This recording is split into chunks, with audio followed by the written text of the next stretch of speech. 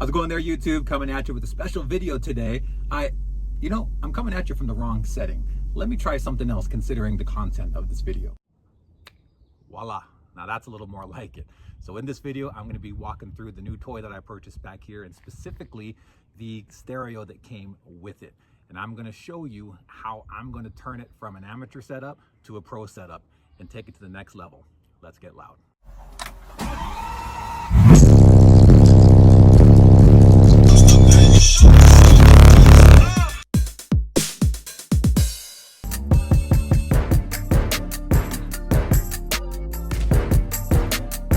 Let's get schwindy.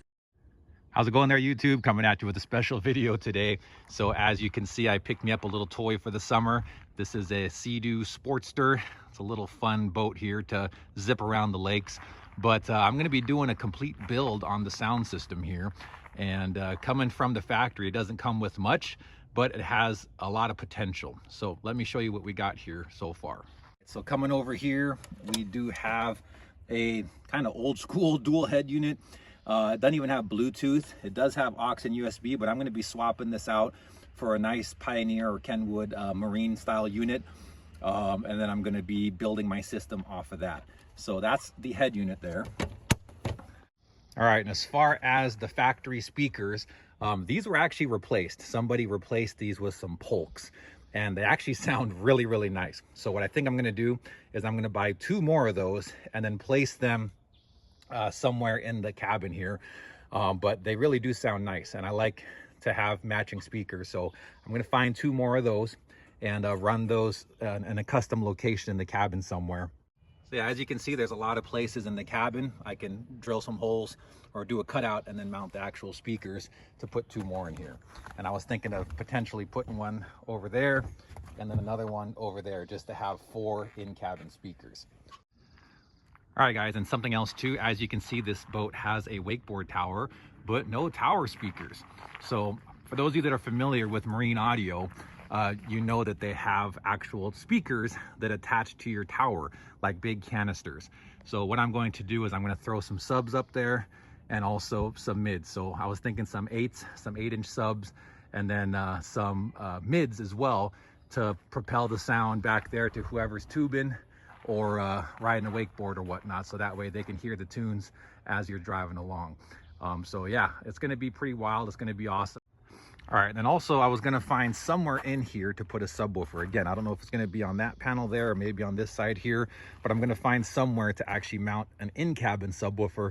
So we got bass in there, we got mid-range in there, and then up on the tower for whoever's being towed behind the boat, they got some bass and they got some mids and highs as well. So it's going to be an awesome setup. I'm excited for it, so make sure you stay tuned and see this thing come together. Really cool feature that I absolutely love is a built-in ice chest here.